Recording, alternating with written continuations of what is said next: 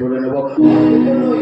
সেজন্যই আমি আপনার কাছে এসেছি একটু একটু হেল্পের জন্য। অবশ্যই অবশ্যই করবো স্যার, কিন্তু দেখবেন ওই আসল পুঁজি যেন কোনোভাবে রেহাই না পায়।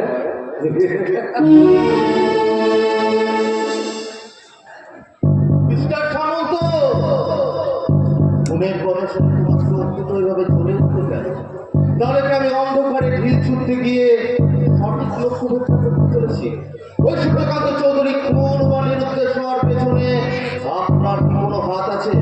না না না না না না না, আমাকে আমাকে যেমন করে হোক এই রহস্য আমাকে উন্মোচন করতেই হবে।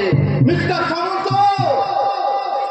তুমি যদি চলো ডালে ডালে, এই ইন্সপেক্টর অনন্ত বিশ্বাস কিন্তু যাবে পাতায় পাতায়।